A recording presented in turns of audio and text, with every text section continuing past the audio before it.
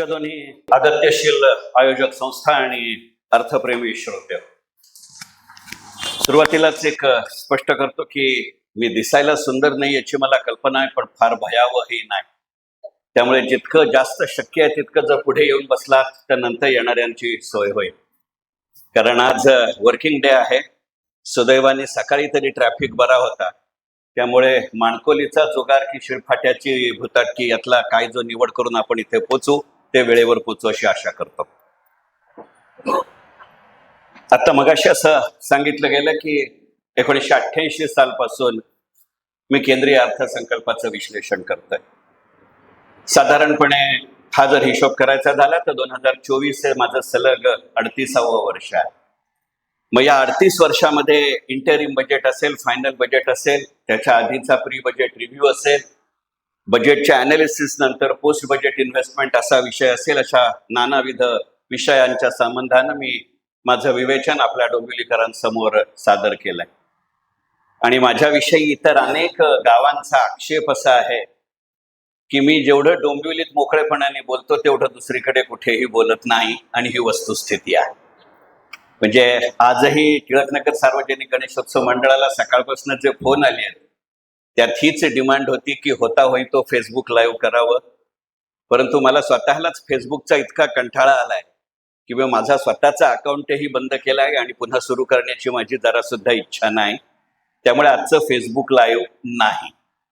पण आजचा विषय, आजचं माझं विवेचन हे जर मान्य झालं, पटलं, तर आपल्यापैकी अनेकांना कल्पना आहे की चंद्रशेखर टिळक याच नावाचं माझं युट्यूब चॅनल आहे.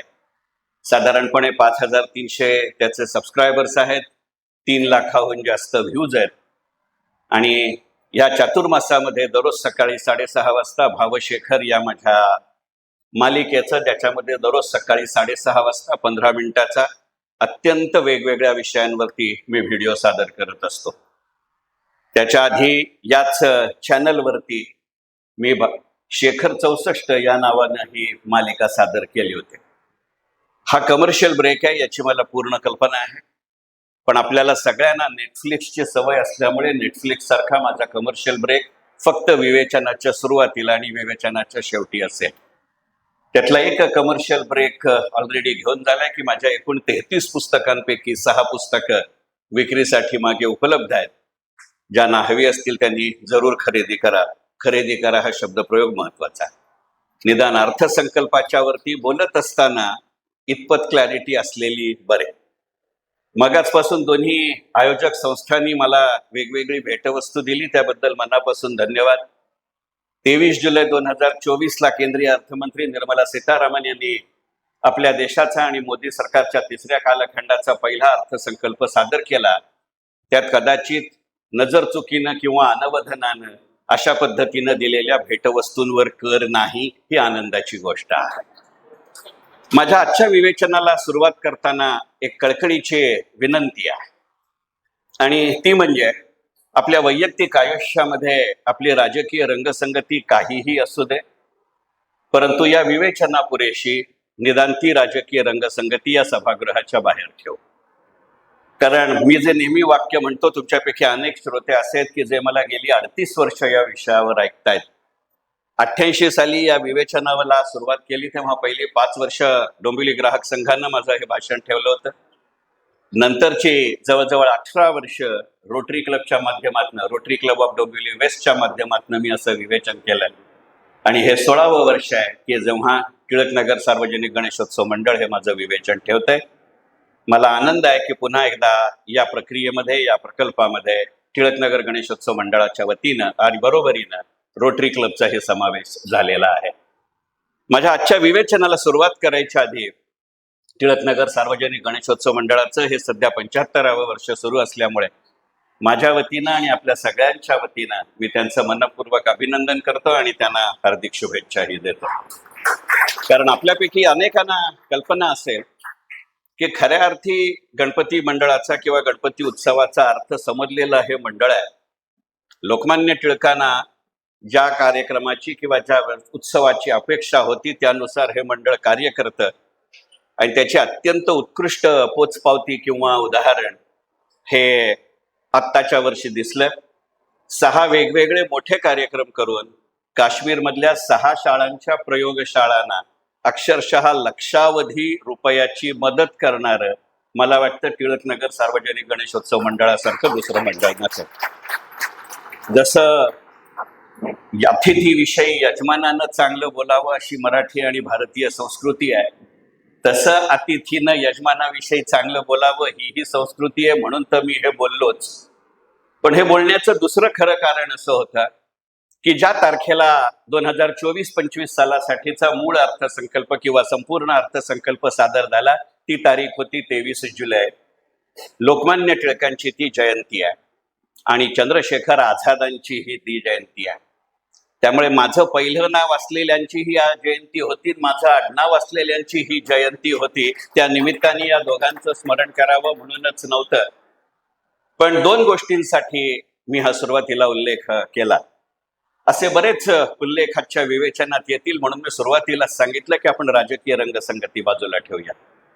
कारण मी हे उदाहरण नेहमी देतो की निदान अजून तरी आपल्या देशामध्ये अशी परिस्थिती आलेली नाही की आपण जर एखाद्या दुकानामध्ये एखादी वस्तू विकत घ्यायला गेलो तर तो दुकानदार तुम्ही कोणत्या पक्षाचे मतदार आहात हे विचारून भाव सांगत नाही, आणि एकाच वेळेला एकच वस्तू एकाच दुकानात जर आपण विकत घ्यायला गेलो तर 2 वेगवेगळ्या पक्षांचे मतदार आले ते त्यांना 2 वेगवेगळे भाव सांगत नाही. ह्याचा अर्थ अर्थकारण हे समाजकारण आणि राजकारणाचा परिणामही असू शकतं आणि कारणही असू शकतं. बरोबर याच दृष्टिकोनातून मी आजच्या विवेचनाकडे बघणार आहे. आज सकाळी या मंडळाचे जुने कार्यकर्ते आणि माझ्या मित्राचा मुलगा हिमांशू जोशी जो प्रॅक्टिसिंग चार्टर्ड अकाउंटंट आहे, इतरही काही 2-4 प्रॅक्टिसिंग चार्टर्ड अकाउंटंट आता सभागृहात बसली आहेत, त्यांची माफी मागून पहिलाच मुद्दा घेतो. ज्या दिवशी अर्थसंकल्प सादर झाला त्या दिवशी तुमच्यापैकी अनेकांनी मला एबीपी माझावर बघितलं असेल. त्या एकसुरी चर्चेचा इतका कंटाळा आला की शेवटचं एक सेशन मला घ्यायचं होतं, तरी मी सांगितलं माझा पेशन्स संपला, कारण मला त्या भातखळकर आणि सावंतांच्या राजकीय मारामारीत काडीचाही इंटरेस्ट नव्हता.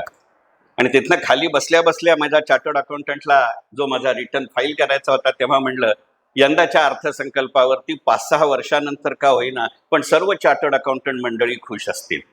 कारण म्हणलं गेल्या 6-7 वर्षात मोदींनी चार्टर्ड अकाउंटंटना फारसं काम करावं लागेल असा अर्थसंकल्प सादर केला नव्हता, आणि यंदाचा अर्थसंकल्प चार्टर्ड अकाउंटंट सोडून दुसऱ्या कोणाला काम उरेल असाही पद्धतीनं सादर झालाय.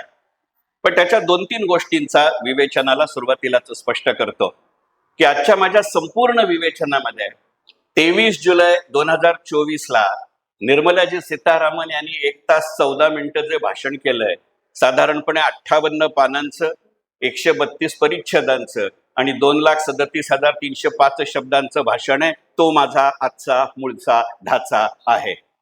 त्याच्यानंतरची झालेली जी चर्चा आहे त्याला फार काही महत्व द्यावं असं मला मनापासून वाटत नाही. आणि गेल्या 38-39-40 वर्षांचा जो माझा आर्थिक विश्लेषणाचा आणि त्यातही अर्थसंकल्पीय विश्लेषणाचा अनुभव आहे, तुमच्यापैकी अनेकांना कल्पना आहे की गेली 38 वर्ष मी फक्त अर्थसंकल्पीय विश्लेषण करतोय असं नाही. त्यातली निदान 25 वर्ष अशी आहेत की माझ्या वैयक्तिक किंवा व्यावसायिक भूमिकेमध्ये या अर्थसंकल्प निर्मितीच्या प्रक्रियेमध्ये जे नानाविध समित्या कार्यरत असतात त्यातल्या कुठच्या ना कुठच्या तरी समितीवर मी काम केलंय.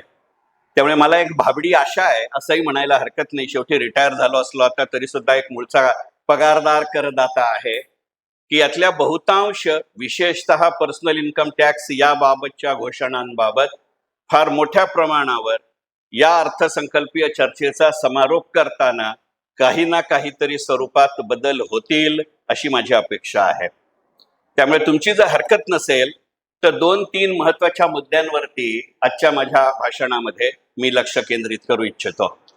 कारण मुळातच अर्थसंकल्पीय भाषण 1.25 तासापेक्षा जास्त झालेलं नसताना मी त्याच्यावर त्यापेक्षा जास्त वेळ बोलणं हा अर्थमंत्र्यांचा अधिक्षेप करण्याजोगा आहे. मला जरा सुद्धा या देशाचा अर्थमंत्री होण्याचं स्वप्न नसलं तरी सुद्धा असा अधिक्षेप करण्याचं माझं जरा सुद्धा उद्दिष्ट नाही. का कोण जाणे, हा अर्थसंकल्प जेव्हा 1.25 तास मी एबीपी माझाच्या स्टुडिओमध्ये बसून ऐकत होतो त्यावेळेला मला राहून राहून महाभारतातला एक प्रसंग आठवत होता. महाभारतातल्या त्या प्रसंगामध्ये पितामह भीष्म आणि महर्षी व्यास यांचा एक संवाद आहे. आणि पितामह भीष्म महर्षी व्यासांना असं विचारतात की संकल्प आणि सिद्धी याच्यामध्ये नेहमी अंतर का पडतं. आणि महर्षी व्यास असं म्हणाले की सत्याचं अज्ञान असलं की संकल्प चुकतात आणि संकल्प चुकले की कृतीही चुकणारच. महर्षी व्यास आणि पितामह भीष्म यांच्या वेळेला अर्थसंकल्प नावाची प्रक्रिया अस्तित्वात नव्हती. मोदी सरकारही अस्तित्वात नव्हतं. पण याच्यामध्ये जर काही साम्य सापडलं तर त्याला केवळ योगायोग आहेत असं म्हणायला हरकत नाही. त्या संवादाच्या शेवटी पितामह भीष्म महर्षी व्यासांकडे एक आशीर्वाद मागतात की मला कृतीची आज्ञा द्या आणि साफल्याचा आशीर्वाद द्या. मला वाटतं यंदाचा अर्थसंकल्प सादर झाल्यानंतर तुमच्या आणि माझी सगळ्यांची याच्यापेक्षा वेगळी प्रतिक्रिया असेल अशातला भाग नाही. मुळामध्येच या अर्थसंकल्पाकडे बघताना 2-3 गोष्टींचा विचार करू. या अर्थसंकल्पात राजकारण आहे, या अर्थसंकल्पात समाजकारण आहे आणि साहजिक या अर्थसंकल्पात अर्थकारणही आहे. आपल्या डोंबिवलीचा जो काही स्वभाव आहे, मी पक्का डोंबिवलीकर आहे, बॉर्न अँड ब्रॉटअप डोंबिवलीकर आहे आणि त्याच्याविषयी माझ्या मनामध्ये जाज्वल्य अभिमान आहे. परंतु ह्याचा जर राजकारणाच्या दृष्टीने विचार करायचा झाला तर तुमच्यापैकी कोणीतरी माझी एबीपी माझामध्ये ती कमेंट ऐकली असेल की अर्थमंत्री भाषण संपल्या जेव्हा आम्ही लाईव्ह जात होतो तोपर्यंत मला भाजपचे प्रवक्ते आणि काँग्रेसचे प्रवक्ते जॉईन झाले होते आणि मला सीए संजीव गोखले असं म्हणला की ते एअरवरती काही प्रमाणात वाक्य गेलंय याची मला कल्पना आहे, म्हणून आता मोकळेपणानेच सांगून टाकतो. तो म्हणला, शेखर या अर्थसंकल्पाचं राजकारण काय आहे? म्हणलं, माझ्या मते एवढंच अर्थसंकल्पाचं राजकारण आहे की आंध्र प्रदेश आणि बिहार सारखा येणाऱ्या काळात महाराष्ट्राला पैसा हवा असेल तर देवेंद्र फडणवीसांच्या भाजपला सीट जास्त देण्यापेक्षा एकनाथ शिंदेच्या शिवसेनेला दिल्या तर कदाचित महाराष्ट्राला आणि डोंबिवलीला जास्त निधी मिळेल. हा गमतीचा भाग सोडो. ज्याप्रमाणे अर्थमंत्री म्हणले त्याप्रमाणे केवळ आंध्र प्रदेश आणि बिहारला या राज्यांना पैसे मिळालेत अशातला भाग नाही, परंतु अलोकेशन फार मोठ्या प्रमाणावरती स्क्यूड आहे. याचं कारण असं आहे की या अर्थसंकल्पाच्या निधी उभारणीचे जे मार्ग आहेत तेही फार गमतीच आहेत आणि त्याच्याकडे मला तुमचं लक्ष वेधायचं आहे. म्हटलं तर याच्यामध्ये धोरण आहे, म्हटलं तर ह्याच्यामध्ये तत्व आहे, म्हटलं तर ह्याच्यामध्ये पुढच्या दिशेचं संकेत आहेत. आणि तुमची जर हरकत नसेल तर आपल्या नेहमीच्या चर्चेपेक्षा या वेगळ्या मुद्द्यांकडे आपलं लक्ष वेधू इच्छितो. परंतु 31 जुलै 2024 ही आपल्या सगळ्यांची इन्कम टॅक्स रिटर्न भरण्याची शेवटची तारीख आहे. आणि मगाशी मित्रवर्ग प्रशांत आंबेकर म्हणले तसं आपण होता होई तो शेवटच्या दिवसाच्या आधी टॅक्स भरत नाही. तो चार्टर्ड अकाउंटंट डोक्यावर बसला खरं म्हणजे, आणि त्या निमित्ताने तो डोक्यात गेला. त्यात तो जर घरातलाच असेल तर आणखीन सत्यानाश. तोपर्यंत आपण हे काही करत नाही. त्याचे हे काळ आहे आणि त्या दृष्टिकोनातनं बरोबर याच मुद्द्यापासून सुरुवात करतो. यंदाच्या अर्थसंकल्पामध्ये तुमच्या असं लक्षात आलं असेल की जी जुन्या पद्धतीची कररचना आहे, इन्कम टॅक्स सिस्टम आहे. मी सीए नाही, पण मीही 40 वर्ष नोकरी केली आणि माझ्या दुर्दैवाने फायनान्शियल सर्व्हिसेस मधले सगळे मेजर प्रोग्राम NSDLच्या माध्यमातून मी लिहिले. त्यामुळे प्रॉडक्ट आणि सिस्टम दोन्हीची माझी चांगली ओळख आहे. माझी मनापासूनची कळकळीची विनंती आहे की ज्यांनी यंदाचे अजून इन्कम टॅक्स रिटर्न भरलेले नाहीत आणि ते वयवर्ष 40-45च्या पुढचे आहेत, तेव्हा तुमच्या चार्टर्ड अकाउंटंटला सांगून यंदाचे इन्कम टॅक्स रिटर्न भरताना कंपल्सरीली ओल्ड टॅक्स सिस्टमचाच आधार घ्या. मी माझं लॉजिक सांगतो. बघा, पटलं तर नाही पटलं तर आपण सगळेच देशाचं भलं करण्यासाठी अत्यंत देशप्रेमी नागरिक आहोत, याविषयी माझ्या मनामध्ये कोणतीही शंका नाही. यंदाची जी काही सगळ्या करवजावटी किंवा कर तरतुदी आहेत, अगदी मोकळेपणाने सांगायचं तर तो प्रचंड मोठा संभ्रमित टाकणारा किंवा संदिग्ध असा अर्थसंकल्प आहे. ज्या वेळेला एकाच वेळेला न्यू टॅक्स सिस्टम जेव्हा इंट्रोड्यूस केली गेली 2-3 वर्षापूर्वी, तेव्हा असं म्हटलं होतं की अटलजींच्या काळामध्ये ज्या डायरेक्ट टॅक्स कोडचा वारंवार उल्लेख केला गेला होता, तो डायरेक्ट टॅक्स कोड हा शब्दप्रयोग आपण विसरला. पण अटलजी असं त्या काळात म्हणत होते की डायरेक्ट टॅक्स कोड ज्या वेळेला आणू त्यावेळेला करमुक्त उत्पन्नाची पातळी इतक्या प्रचंड प्रमाणावरती नेऊन ठेवू आणि त्याच्यावरचं जे उत्पन्न असेल त्याला जे कर लागेल त्याच्यामध्ये करातनं वजावट मिळेल अशी सवलतीचे मार्ग होता होई तो कमीत कमी ठेवू. आता अटलजींचा स्वभाव लक्षात घेता ते बंद करू असं म्हणणं केवळ अशक्य होतं, पण कमीत कमी ठेवूचा अर्थ तो आहे. आता त्या धर्तीवरती जर न्यू टॅक्स सिस्टम किंवा न्यू टॅक्स कोड 3 वर्षापूर्वी आणला असेल तर आत्ताच्या अर्थसंकल्पामध्ये जाहीर केलेल्या सादर केलेल्या ज्या सगळ्या सवलती आहेत हे ना धड ओल्ड टॅक्स सिस्टम ना धड न्यू टॅक्स सिस्टम अशा पद्धतीचं गणित आहे, हे लक्षात घेतलं पाहिजे.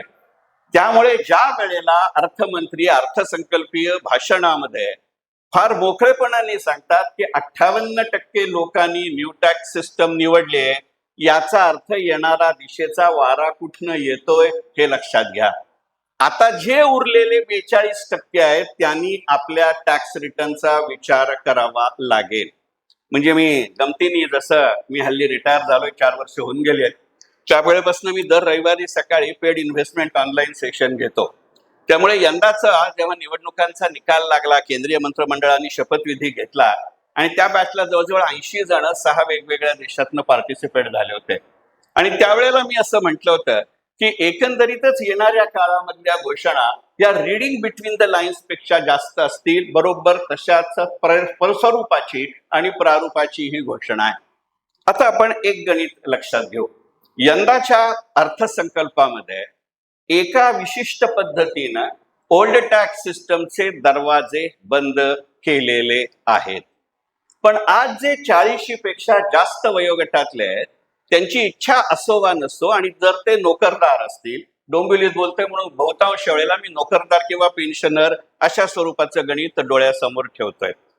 जे सरकारी नोकरदार आहेत किंवा रादर सरकारी पेन्शनर आहेत त्यांनी न्यू टॅक्स सिस्टम मध्येच राहावं, कारण तसंही त्यांचं पेन्शन बहुतांश वेळेला करमुक्त असतं आणि त्यामुळे न्यू टॅक्स सिस्टम मधल्या स्टँडर्ड डिडक्शन वाढल्याचा, ते 3 ते 6च्या ऐवजी 3 ते 7 लाख अशा झालेल्या स्लॅबचा मोठ्या प्रमाणावरती उपयोग होऊ शकतो. पण जे खाजगी क्षेत्रामध्ये नोकरीला आहेत आणि त्यातही जे 40च्या पुढचे आहेत त्यांचा आपल्यापैकी इतकी वर्ष प्रॉव्हिडंट फंड कापला गेलाय. आपण नोकरीला लागल्यापासून आपल्याला LIC चांगली का वाईट याच्यापेक्षा सुद्धा तो एजंट ओळखीचा आहे. त्याचं टार्गेट पूर्ण करण्याची, मी टार्गेट म्हटलंय, टार्गेट म्हटलेलं नाही, मला स्वतःलाही नाही आणि एजंटलाही नाही, त्याचं टार्गेट पूर्ण करायचं म्हणून आपण त्यांनी सांगितलं तिथं सह्या केलेल्या आहेत. अगदी कित्येकांनी हाऊसिंग लोनवरचं व्याज स्वस्त करात सवलत देते म्हणून हे हाऊसिंग लोन घेतलेलं आहे. यंदाच्या अर्थसंकल्पामध्ये यातल्या प्रत्येक गोष्टीवरती कर लागलाय, हे लक्षात घ्या. मी पक्का शेअर बाजारवाला मनुष्य, मला जरा सुद्धा लाज नाही. आणि तुमच्या लक्षात आलं असेल की इतकं माझ्याविषयी ते चांगलं बोलत होते परिचय करून देताना, बरं वाटलं. रिटायर झालोय त्यामुळे हल्ली घरीच असतो गेली 4-5 वर्ष. त्यामुळे आधीची 30 वर्ष माझ्या बायकोला जी संधी मिळाली नव्हती ती गेली 4 वर्ष मिळतीये. मी कंटिन्युअस कन्करंट कन्सिस्टंट ऑडिट खाली आहे आणि चार्टर्ड अकाउंटंट माणसं मान्य करतील की कोणत्याही ऑडिटरचं काम तुझी स्तुती करणं असं नसतं, जे असतं ते माहिती आहे. त्यामुळे तिच्या समोर असा परिचय करून दिला, हे मला बरं वाटलं. मला फार मनापासून वाटलं असं जर प्रमाण फार वाढायला लागलं तर पुढच्या वर्षी अशा कर ओळख करून देण्यावरही कर बसला तर सगळ्यात पहिल्यांदा मी मरेल. परंतु ही जर गोष्ट करायची झाली तर आपल्याला 2 गोष्टींचा विचार करावा लागेल की ज्या वेळेला एकाच अर्थसंकल्पामध्ये तुमच्या शॉर्ट टर्म वरतीही कॅपिटल गेन टॅक्स बसतो आणि त्याच अर्थसंकल्पामध्ये जेव्हा तुमच्या लॉंग टर्म कॅपिटल गेन वरतीही टॅक्स बसतो, स्पष्टपणानं सांगायचं म्हणजे अतिसावध सरकारचा संभ्रमित अर्थसंकल्प असं याचं वर्णन करता येईल. कल्पना करा, मी गेली 20, 25, 30 वर्ष जी काही नोकरी केली असेल, कारण 40च्या पुढच्यांची तोपर्यंत तेवढी नोकरी होतीये, तर माझ्याकडचा प्रॉव्हिडंट फंड आहे. मी म्युच्युअल फंडच्या इक्विटी लिंक सेव्हिंग स्कीम मध्ये मी पैसे गुंतवले, त्याला 3 वर्षाचा लॉक इन पिरियड आहे. मी बँकांच्या टॅक्स सेव्हिंग स्कीम मध्ये पैसे गुंतवले असतील तर त्याला 5 वर्षाचा लॉक इन पिरियड आहे. रिटायर झालेल्या माझ्यासारख्या माणसाने, माझी तर परिस्थिती इतकी गंमत आहे की अख्ख्या देशाला मी NPS विकलं, पण आमच्या NSDL मध्ये NPS नव्हतं. त्यामुळे माझे दोन्ही मुलगे घरी म्हणतात आमचा बाबा युसलेस मार्केटियर आहे, जो स्वतःच्या ऑफिसला पटवू शकला नाही तो जगाला काय पटवेल. मग अशा वेळेला मी आजपर्यंत जी गुंतवणूक केली आहे ज्यातनं मला दर महिन्याला काही ना काहीतरी पैसा हातात येईल अशी माझी योजना आहे, या सगळ्याच गणित हे कॅपिटल गेन मधलं आहे. कारण मी माझ्या कॉर्पस मधनं एक रकमी रक्कम काढायच्या ऐवजी थोडी थोडी टप्प्याटप्प्याने काढतोय. बर, आपली परिस्थिती इतकी वाईट आहे, टळाट आहे की आपले बँक अकाउंट पॅनला लिंक्ड आहेत, आपले बँक अकाउंट आधारला लिंक्ड आहेत आणि जे बँकांमध्ये नोकरी करतात ते माझ्याशी सहमत होतील, कारण दुर्दैवाने PMLA ऍक्टचं ड्राफ्टिंग कमिटीमध्ये मीच होतो. त्याचं जे सॉफ्टवेअर आहे ते NSDLनीच दिलंय, तेही मीच केलंय चीफ रिस्क ऑफिसर म्हणून. आपली इच्छा असो वा नसो, दर आठवड्याला प्रत्येक बँकेला, प्रत्येक स्टॉक एक्सचेंजेसला, प्रत्येक डिपॉझिटरीला, प्रत्येक म्युच्युअल फंडाला त्याच्या त्या आठवड्याचा रिपोर्ट सेबीला, ती जर स्टॉक एक्सचेंज रिलेटेड असेल तर, आणि फायनान्स मिनिस्ट्रीला द्यावा लागतो. आज जे अधिकृतपणाने सांगतायत तुमचा 26 AS बघा, तुम्ही अमुक करा, तमुक करा, आता त्यामुळे टॅक्स रिफंड द्यायला उशीर होईल, याला सभ्य मराठीत काय म्हणतात मला माहिती नाही, होता होई तो आपाप शब्द टाळतो. हे खरं सांगू का, हे ताकाला जाऊन भांड लपवण्यासारखं आहे. याच्याही आधी टॅक्स रिफंड द्यायच्या आधी हीच प्रक्रिया केंद्र सरकारनं आणि इन्कम टॅक्स डिपार्टमेंटनं अंमलात आणलेली आहे, ती नव्यानं सुरू होत नाहीये. ते पटकन लोक सांगतील असं नसणार, कारण ज्यांनी आम्ही 31 जुलैपर्यंत थांबलो नाही, अतिशय हुशार माणसं होत, प्रामाणिक होत, त्याच्याशिवाय पर्यायच नसतो आपल्याला. त्यामुळे एप्रिल संपायच्या आत मी टॅक्स रिटर्न भरलं, 2 दिवसात टॅक्स रिफंड मिळाला. अत्यंत उघड आहे, तोपर्यंत टॅक्स रिटर्न भरण्याचं कोणतंही वेटेज किंवा भार इन्कम टॅक्सच्या सिस्टमवर आलेलाच नसतो. 26 AS आपल्याला जरी ऑगस्टला मिळाला तरी इन्कम टॅक्सला, फायनान्स मिनिस्ट्रीला ज्यांचा बघायचा असतो त्यांच्याकरता ऑनलाईन पद्धतीनं उपलब्ध असतो, हे लक्षात. म्हणजे म्हटलं तर ह्याच्याकरता सरकारचं कौतुक केलं पाहिजे की इतकी ट्रान्सपरन्सी आहे. फक्त त्याच्यामधलं जे ह्युमन डिस्क्रिशन आहे तिथे मी ज्यांचा बघायचा असतो असं शब्द प्रयोग केला. मग आता तुम्ही कल्पना करा, मी जर म्युच्युअल फंड मध्ये लमसम अमाऊंट गोळा केले, आमच्या संदीप वैद्यासारखे सल्लागार सांगतील 1000 फोलिओमध्ये नका ठेवू, एकाच ठिकाणी ठेवा, म्हणजे SWP चांगली मिळते. गोष्ट खरी आहे, माझा खरंच तसा फायदा झालाय, मी नाकारणार नाही. पण आता ज्या वेळेला मी तुम्हाला प्रामाणिकपणानं SWP करतोय, याच्यावरती आता मी कॅपिटल गेन टॅक्स देतोय. ज्यानं तुमचे डिटेल्स यावर्षी चार्टर्ड अकाउंटंटला दिले आहेत, त्यांच्यापैकी अनेकांना अनुभव आला असेल, मला आला. माझा चार्टर्ड अकाउंटंट जो माझा बॅचमेट आहे आणि गेली 40 वर्ष तो माझे रिटर्न भरतोय मी नोकरीला लागल्यापासून, तो शांतपणे म्हणला, शेखर मला 26 AS मध्ये दिसतंय पण तुझं एक स्टेटमेंट आलं नाहीये. म्हटलं काय झालं? तो म्हणला नाही, त्या म्युच्युअल फंड मधल्या SWPचं कॅपिटल गेन आणि लॉस दे ना.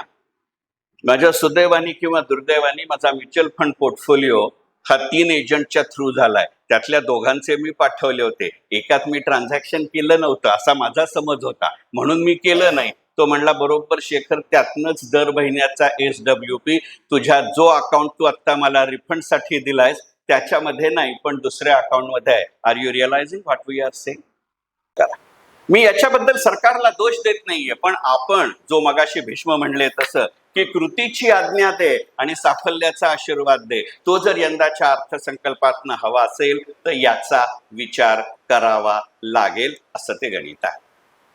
हा चुकीचा पायंडा नाहीये, पण एवढ्या करता जोपर्यंत केंद्र सरकार चर्चेच्या दरम्यान किंवा अदरवाईज याचं क्लेरिफिकेशन देत नाही, तोपर्यंत आपल्याला जोपर्यंत शक्य आहे, जे 40च्या पुढचे आहेत आणि जे सेल्फ एम्प्लॉईड नाहीत त्यांनी होता होई तो ओल्ड टॅक्स सिस्टम मध्ये आपल्याला राहणं क्रमप्राप्त आहे.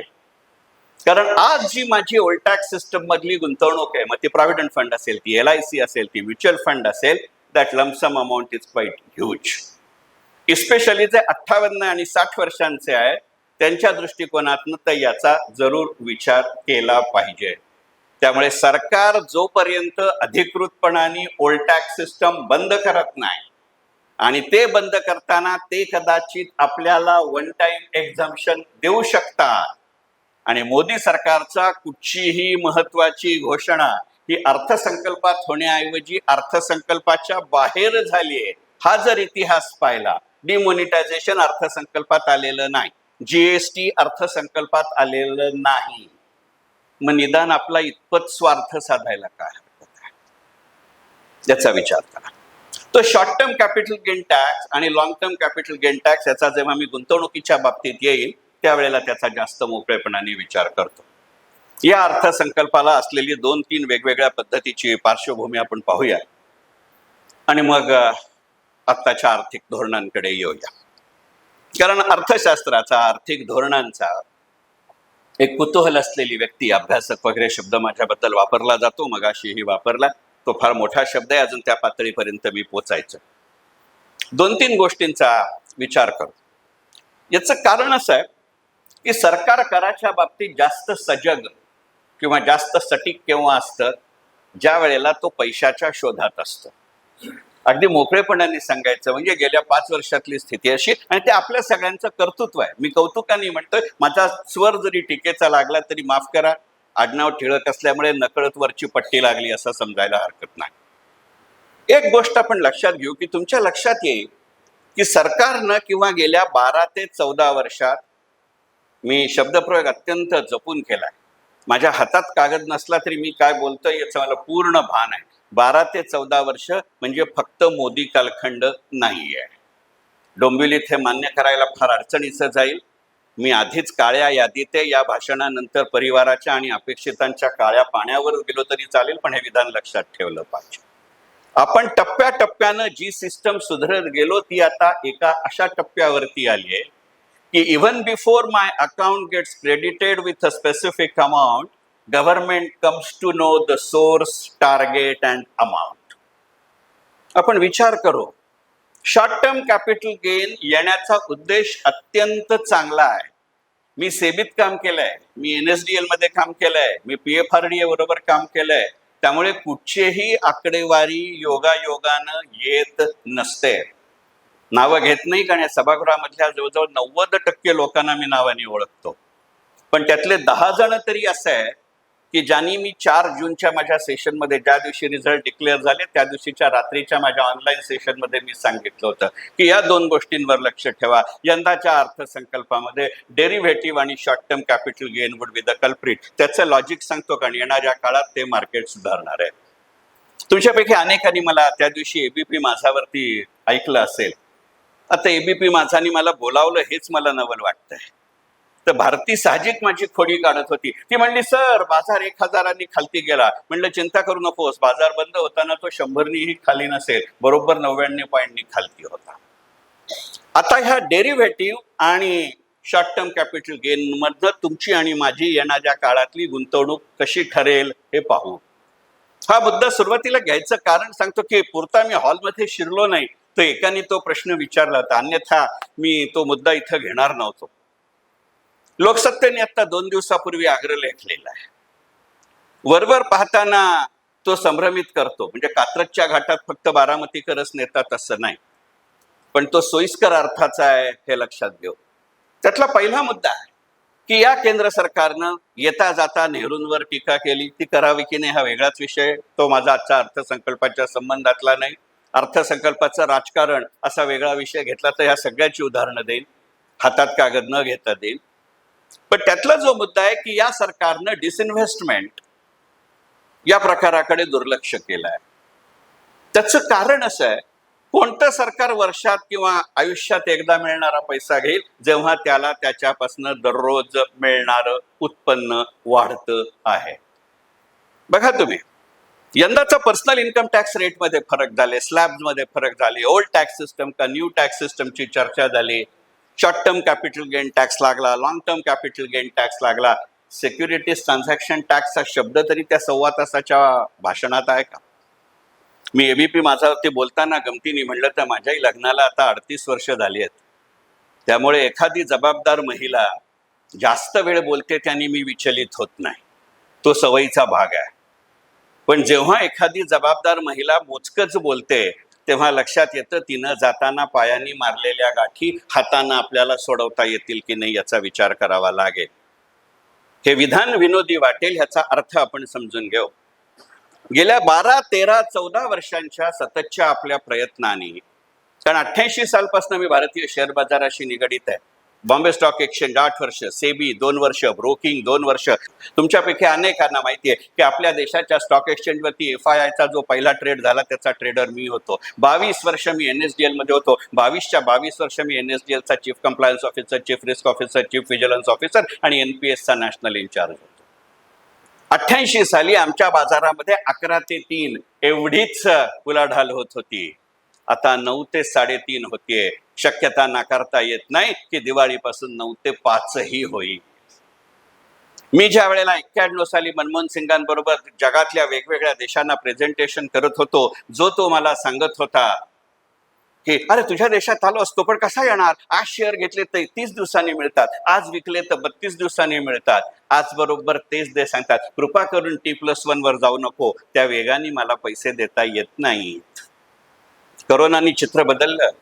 मी ज्या वेळेला स्टॉक एक्सचेंजला लागलो त्या डोंबिवलीतल्या धुरीणांनी टीका केली, नानांचा मुलगा वाया गेला, तो पैशाच्या मागे लागला. पण आज तेच आपण नियमित उत्पन्नासाठी करोनानंतर वर्क फ्रॉम होम करताना स्टॉक एक्सचेंजवर ट्रेड करतोय. T+0 वरती जायची आमची तयारी आहे. त्यामुळे सिक्युरिटीज ट्रान्झॅक्शन टॅक्स न वाढवता माझ्या ट्रान्झॅक्शन्सच प्रमाण एवढं वाढलंय की ज्या वर्षी ब्रोकिंगवरचा सिक्युरिटी ट्रान्झॅक्शन टॅक्स, मी फक्त इक्विटी मार्केट विषयी म्हणतोय, सुरुवातीच्या वर्षी मला फक्त 97,000 रुपये 97 लाख रुपये मिळाले होते. जून महिन्यात daily average securities transaction tax फक्त 9.5 लाख कोटी रुपये आहे. आता सरकारला एवढा पैसा मिळत असताना ते कशाला टॅक्स लावतील? विचार करा. आणि हे मी प्री बजेटमध्येही माझ्या सांगितलं होतं. जो माझा चंद्रशेखर टिळक नावाचा युट्यूब चॅनल आहे, केदारच काम करतो आमचं गेली 4 वर्ष, त्या व्हिडिओमध्ये मी म्हणलं होतं की यंदा सरकार डिसइन्व्हेस्टमेंटचा उल्लेख करणार नाही. ह्याची वेगवेगळी गणित आहेत ती मला सांगायची आहेत. ही गुंतवणुकीची साधनं आहेत, तिथे आपण लक्षात ठेवू. कदाचित यातनं जर तुम्ही एखाद्याला बिझनेस दिला तर पुढच्या माझ्या आयोजकांचे प्रायोजक वेगळे होतील, ही गोष्ट सोडून देऊ. शेवटी त्याचंही अर्थकारण मला बघावं लागतं, त्यांनी सांगितलं नसलं तरी. गमतीचा विषय सोडू. हे अशासाठी म्हटलं पाहिजे की तुमच्या असं लक्षात येईल की त्या लोकसत्तेच्या अग्रलेखामध्ये असं म्हटलं गेलं की अरे हे सरकार डिसइन्व्हेस्टमेंट करत नाही. अरे कशाला करेल? डिसइन्व्हेस्टमेंट केलं तर एकदाच पैसा मिळतो. गेल्या 32 वर्षात 2च कंपन्या सरकारने पूर्णपणे विकल्या आहेत, एक हिंदुस्थान झिंक आणि दुसरी एअर इंडिया. आता तिसरं IDBI बँक करायची, तर जे बँकेत त्या नोकरी करणारे 2-3 जण समोर बसलेत सभागृहात. बघा आपण काय काय गमती जमती केल्या त्या बँकेच्या. आधी IDBI बँक प्रायव्हेट सेक्टर म्हणून सुरू केली, मग IDBI मर्ज केली. या भानगडीत तीच धड खाजगी राहिली नाही, धड सरकारी राहिली नाही. युनायटेड वेस्टर्न त्याच्यात मर्ज केली. त्यांनी जिव्हाळ्यानं वागणाऱ्या माणसांना इतका जिव्हाळा दिला की नोकरी सोडण्या वाचून त्यांना काही शिल्लक राहिलं नाही. आज त्याची स्थिती तो 2 रुपयांनी वाढला तर वाढलं म्हणावं लागतं. आणि आता 2.5 वर्षानंतर त्याचा फिजिबिलिटी रिपोर्ट आला. कोणतं सज्ञ सरकार असल्या भानगडीत पडेल? त्यापेक्षा जसं करोनानंतर आपण पाहिलं की निर्मला सीतारामन तेव्हा अर्थमंत्री होत्या, त्या म्हणाल्या की अरे वर्षाच्या शेवटी नका रे डिव्हिडंड देत जाऊ, जरा आधनामधनं इंटरिम डिव्हिडंड दिला तरी चालेल. जे माझी online paid investment session attend करतात त्यांना माझा डायलॉग माहिती आहे. मी नेहमी म्हणतो की 2022 आणि 2023 या वर्षातलं महत्वाचं साम्य म्हणजे दर महिन्याला आपल्या देशात पाऊस पडला. कदाचित सरकारनं आणि हवामान खात्यानं रेड अलर्ट दिला नसल्याचा परिणाम असावा. आणि दर 2 महिन्यांनी कोल इंडिया आणि BELनी मला इंटरिम डिव्हिडंड दिला. 1991 साली रिझर्व्ह बँक सोडता केंद्र सरकारला त्याच्या कंपन्यांमधनं मिळणारा डिव्हिडंड फक्त 1134 कोटी रुपये होता. गेल्या वर्षी तो 2,98,000 कोटी रुपये आहे. मग हा डिव्हिडंड दररोज देतो, तो घेणार मला फायद्याचा आहे की नाही? तुमच्या लक्षात आलंय का? या डिव्हिडंडवरती आत्ता टॅक्स बसलेला नाही. योगायोग असतात हो, मला आवडतील असे दररोज झाले. तुमच्या लक्षात येईल की इतकं मी बाय हार्ट करून बोलतोय, इतकं भाषण पाठ नाही करत, नाही तर बोर्डात पहिला आलो असतो. पण हे मुद्दे आपल्याला अनुभवातनं लक्षात घ्यावे लागतील. मग तो कशासाठी आलाय हे गणित लक्षात घेऊ. आणि हे जर कारण असेल, माझा एक तो अंदाज आहे, काय पंचायत अशी झाली आहे की तुमच्या असं लक्षात येईल की यंदाच्या अर्थसंकल्पामधली स्ट्रॅटेजी आपण लक्षात घेऊ. हे का मी कन्सेशन वाढवतोय, कुठच्या टॅक्सचं कन्सेशन गेलंय, जो मला दररोज पे करावा लागतो किंवा ज्याची फ्रिक्वेन्सी वाढते, म्हणजे माझा डेली ॲव्हरेज डेफिसिट कमी राहील. डेली ॲव्हरेज माझा डेफिसिट कमी राहिला तर माझा करंट अकाउंट डेफिसिट कमी राहील, त्यामुळे माझं परसेप्शन चांगलं राहतं. परसेप्शन चांगलं राहतं आणि डेफिसिट कमी राहतो, याचा अर्थ सरकार कमी कर्ज रोखे काढेल, तेवढा जास्त पैसा सरकारला मिळेल, असा त्याचा विचार आहे का? आणि मग जितके डेफिसिट कमी तितका व्याजदर कमी, म्हणजे माझं बॉन्ड यील्ड वाढतं, हाय त्याच्या मागचं गणित आहे का? योगायोग नसतो हो. 28 जून 2024 पासनं आपल्या संपूर्ण भारताच्या आर्थिक इतिहासात पहिल्यांदा JP मॉर्गन ह्या ग्लोबल बॉन्ड इंडेक्समध्ये भारतातल्या 10 कर्जरोख्यांचा समावेश होतो आणि यंदा इक्विटी मार्केटकडनं पैसा डेट मार्केटकडे वळवण्याचा प्रयत्न केला जातो. Is it going to be a new investment? ज्यांनी मला बजेटच्या आदल्या दिवशी माझ्या युट्यूब चॅनलवर ऐकलंय त्यांना मी सांगितलं होतं की ज्या दिवशी नवीन मंत्रिमंडळाचा शपथविधी झाला त्याच्या पुढच्या आठवड्यामध्ये झालेल्या 3 घोषणा आणि त्याची या अर्थसंकल्पाला असलेली पार्श्वभूमी सांगतो. कारण अर्थसंकल्प हे त्या दिवसाचं स्टेटमेंट नसतं, त्या दिवसापर्यंतच्या धोरणाचं बॅकग्राऊंड त्याच्या पाठीमागे असतं.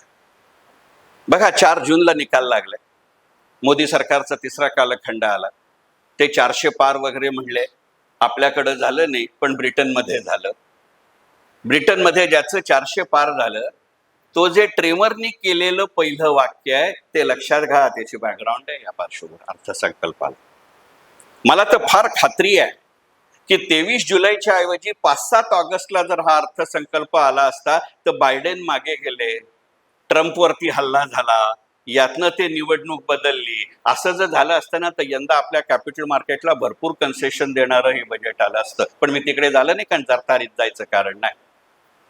राजनाथ सिंग जे राजकारण फॉलो करतात किंवा ज्यांचा त्यांच्याशी संबंध आहे, अशी काही माणसं समोर बसली आहेत, मला माहिती आहे. राजनाथ सिंग अत्यंत संयत मनुष्य आहे. म्हणजे भारतीय राजकारणात जी काही आता मोजकी संयत संयमी बोलणारी माणसं आहेत त्यातलं ते एक आहे. त्यांचं पहिलं विधान काय आहे बघा, पुन्हा अर्थसंकल्पाच्या बाहेर आहे पण यंदाच्या अर्थसंकल्पावर त्याची दाट छाया आहे. काय म्हणले ते म्हणले, आर्थिक वर्ष 2024-25 या वर्षात हे केंद्र सरकार संरक्षणाच्या निर्यातीतून किमान 65,000 कोटी रुपये मिळवेल. किमान शब्द आहे, किमान शब्द आहे, मिनिमम मराठीत म्हणतात त्याला. कारण हल्ली किमान म्हणजे काय असं एकानं विचारलं म्हणून सांगून टाकलं. जस्ट इमॅजिन, तुम्ही सगळे माझ्यापेक्षा जाणकार आहात, मी मंदबुद्धी मनुष्य, पण 65,000 कोटी रुपयांची सेवांची किंवा वस्तूंची निर्यात करायची म्हणजे त्याच्यापेक्षा जास्त उत्पादन हवं की नाही? ही घोषणा आज कशाच्या जोरावर आली, त्याला बॅकग्राऊंड आहे. आणि म्हणून एवढ्या करता मी म्हटलं की फार मोठे संकेत देणारा असा अर्थसंकल्प आहे. माझा टॅक्स वाढणार आहे पण मी द्यायला तयार आहे, हे जर मला यश मिळणार असेल तर. कारण शेवटी मी जर त्याच्या बॉन्डमध्ये असेल, मी जर त्याच्या शेअरमध्ये असेल तर माझा फायदा आहे ना. अहो, मला पैसे मिळाले तर 100% तर नाही ना सरकार घेते. पण तसंही आपण सगळे पापभिरू माणसं आहोत.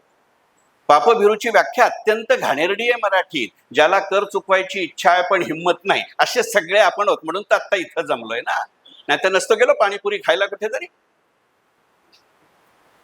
काय झालं हे? 2020ला रात्री 8 वाजता पंतप्रधानांनी राष्ट्राला उद्देशून भाषण केलं. तेव्हापासून रात्री 8 वाजता पंतप्रधान बोलणारे म्हणलं की मी दारातच अशी पिशवी घेऊन उभा राहतो, हा थांबला रे थांबला की दुकानात जातो, काय कांदे बटाटे टोमॅटो मिळतील ते घेऊन येतो. बायको म्हणते चला निदान त्या दिवशी तरी काम करतो, बेनिफिट पहिला. पण त्याच्यानंतर जेव्हा आत्मनिर्भरची आपण घोषणा केली त्यावेळेला नंतरचे 5 दिवस आजच्या आणि त्यावेळच्या अर्थमंत्री निर्मला सीतारामन आणि त्यावेळचे अर्थ राज्यमंत्री अनुराग सिंग ठाकूर यांनी प्रेस कॉन्फरन्स घेतली. त्यातल्या 4थ्या दिवशीच्या प्रेस कॉन्फरन्समध्ये मिनिट नंबर 76 ते 81 मध्ये दोन घोषणा केल्या डिफेन्स बद्दल. काय म्हणले की येणाऱ्या काळामध्ये म्हणजे 2025 पर्यंत भारताला लागणाऱ्या एकूण संरक्षण विषयक वस्तूंच्या किमान 75% उत्पादन भारतातच केलं जाईल. 2020 ची घोषणा आहे, मी 2024-25 करता आज अर्थसंकल्प सादर करतोय. हे प्रोडक्शन झालंय म्हणून मी 65,000 कोटींच्या निर्यातीचा विचार करतोय का? Are those the candidates for capital appreciation and bond? आणि याचा टिळकांशी संबंध आहे म्हणून 23 जुलैचा उल्लेख केला. दुसरी घोषणा आहे त्यातली, किमान 18,000 कोटी रुपयांचं पर्यंतचं जे टेंडर असेल ते फक्त भारतीय कंपन्यांना मिळेल. त्याचे पार्टनर कोणीही असू दे, टेक्नॉलॉजी म्हणून, FII म्हणून, फंडिंग म्हणून, मी चेक भारतीय कंपन्यांच्या नावाने देईल. 2023ला टाटा मोटर्स सांगतं माझे स्टँड अलोन आणि कन्सॉलिडेटेड दोन्ही लॉस रिकव्हर झाले. स्टँड अलोन म्हणजे भारत आणि कन्सॉलिडेटेड म्हणजे भारत आणि जगवार. टाटा मोटर्स हा लष्कराचा सगळ्यात मोठा कार सप्लायर आहे, हे माहितीये की नाही? टाटा मोटर्स आहे, भारत फोर्ज आहे, आयशर आहे, अशोक लेलँड आहे, HAL आहे, BEL आहे, BDL आहे, मजगाव डॉक आहे की नाही बॅकग्राऊंड? आता बरोबर हेच कॅन्डिडेट आहेत की नाही, एवढंच आहे. यंदाच्या अर्थसंकल्पामध्ये इलेक्ट्रिसिटीला मागणी आहे. पुन्हा म्हणजे मी माझं प्रॉडक्ट विकतोय असं कृपा करून समजू नका, पण तेव्हापासून ट्रॅक करतोय म्हणून मला हा अर्थसंकल्प आवडला. मला टॅक्स द्यायचा असला तरी मी गमतीने माझ्या काल सुनेला म्हणलं तसं, अगं मी बोलून पैसे मिळवतो, निदान काम करणाऱ्याला तरी मला टॅक्स देऊ दे. तुमच्या लक्षात येते की आपण पॅटर्न बदलतोय. तुम्ही आणि मी सामान्य माणूस म्हणून याच्यात येणार की नाही हा प्रश्न आहे. पहा, निवडणुकांची आपल्याकडे धामधूम होती. तोही बिचारा मनुष्य निवडणूक लढवत होता. त्या माणसाला मी वैयक्तिकरित्या ओळखतो. माझ्या कधीतरी एका वेड्या वयामध्ये मी विद्यार्थी परिषदेचं काम करायचो आणि नंतर NPS मुळे मी आसाममध्ये निदान 150 वेळा गेलोय आणि त्यातले 90% भूभाग पायी फिरलोय. तो मनुष्य संपूर्ण राजकारणात, निवडणुकीच्या प्रचारात कुठेही नव्हता, पण तो एक भारी करार करून आला. छाबार या आखाती देशातल्या पोर्टनं, विमान बंदरानं मला मॅनेजमेंटचे 10 वर्षाचं कॉन्ट्रॅक्ट केलं. Are we realising what is happening? त्याचं महत्व मला कळलं नाही, पण अफगाणिस्तानला कळलं. आणि त्यामुळे आखाती देशातले सर्व शिया सुन्नी हे मतभेद विसरून त्या ज्या राष्ट्राध्यक्षानं त्या आखाती देशाच्या बाजूनं त्या करारावर सही केली, तो जणू काही त्याचं आयुष्याचं कर्तव्य झाल्यासारखं पुढच्या 9 दिवसामध्ये तथाकथित अपघाती मृत्यूला सामोरा गेला. त्या 15 दिवसामध्ये 3 राष्ट्रांनी आपले राष्ट्राध्यक्ष गमावले. स्लोव्हाकियानी गमावला, जो माझ्या रशियन ऑइलचा सपोर्टर आहे. या आखाती देशानं गमावला, ज्यानं मला 10 वर्षाचं कॉन्ट्रॅक्ट दिलंय. आणि एका तिसऱ्या आफ्रिकन देशानं गमावला, ज्यांनी मला जर्मनीच्या शेवटच्या ऑइल पाईपची परमिशन दिली. योगायोग असतात. Just imagine. शिया सुन्नी विसरून एकत्र येतात. अफगाणिस्तान म्हणले म्हणजे आता आमचा तांदूळ आम्हाला मिळेल, कारण अन्यथा ते छाबार आमच्याकडे नव्हतं, भारताकडे नव्हतं. तेव्हा पाकिस्तानमधनं आणायला लागायचं होतं आणि पाकिस्तान साला एवढं भुके कंगाल, माफ करा साला शब्द गेला, पण नाही हो, माझं रक्तच खवळतं ते नाव घेतल्यावर. माफ करा, एक्स्ट्रीमली सॉरी, असं नको होतं जायला. ते आमचा पैसाही घेतात आणि आमचं धान्यही घेतात. आता कळलं अफगाणिस्तानचा रशीद खान जिंकल्यानंतर भारताचं नाव का घेतो. करा विचार, आहे की नाही बॅकग्राऊंड?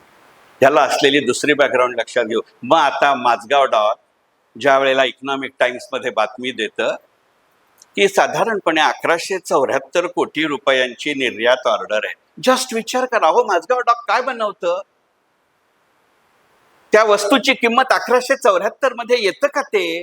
तुम्हाला आणि मला, मी पुढचे 7 जन्म जरी नोकरी केली ना तरी माझा क्युम्युलेटिव्ह प्रॉव्हिडंट फंड नाही येणार एवढा. तेवढीच मोठी रक्कम माझ्या नावाची येते.